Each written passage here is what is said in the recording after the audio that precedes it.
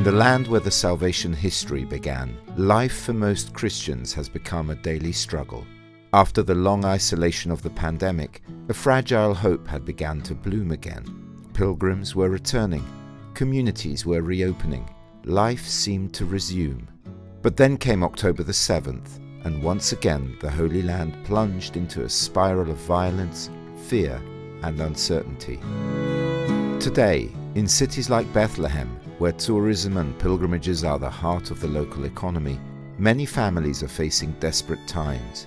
The Christian community, already small, feels increasingly isolated and forgotten.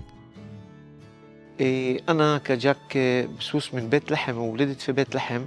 عشنا ظروف انتفاضتين، ولكن مثل هذه الحرب ما عشناش بهذه الظروف. احنا كمسيحيين في بيت لحم في الأراضي المقدسة بنعيش دائما بنعيش على الأمل، إيماننا على الأمل.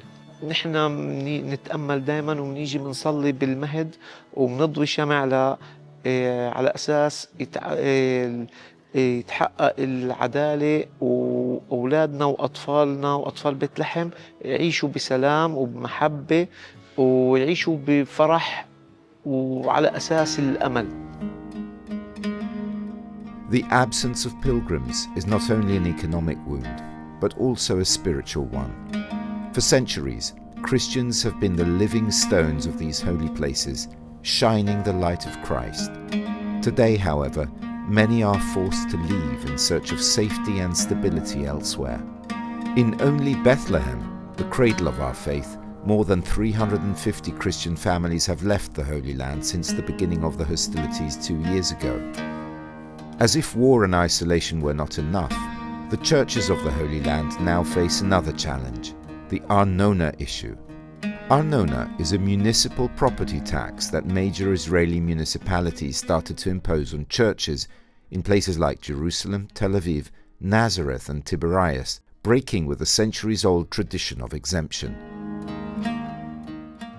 For generations, the custody of the Holy Land, along with other churches, have run schools, hospitals and social programs open to all, regardless of religion.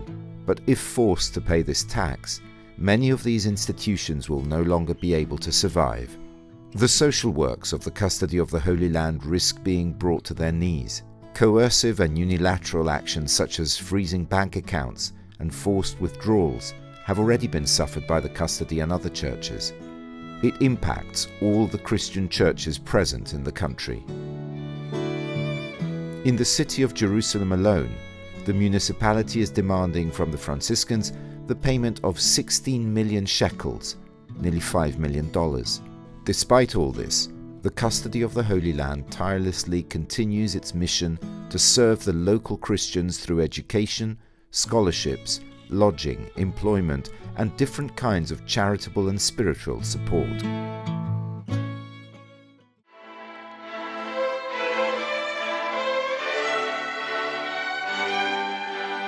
Even in this tense climate, there are still places where hope plays its melody. A beautiful example of this is the Magnificat Institute, a music academy in the heart of Jerusalem's Old City that celebrates this year its 30th anniversary. For 3 decades, teachers and students, Christians, Muslims and Jews have shared a universal language, music. Through harmony, rhythm and friendship, the Magnificat builds bridges among people who might otherwise never interact. It stands as living proof that peaceful coexistence is possible, even in a city too often divided by walls and mistrust.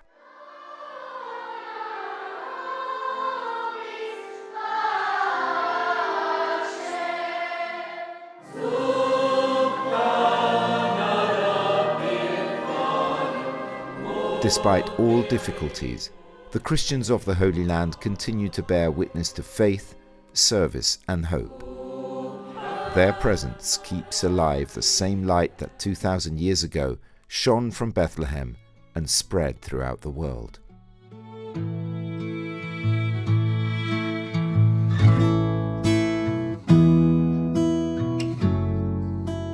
Supporting them through the good work of the Franciscan friars of the Holy Land ensures that this light never goes out.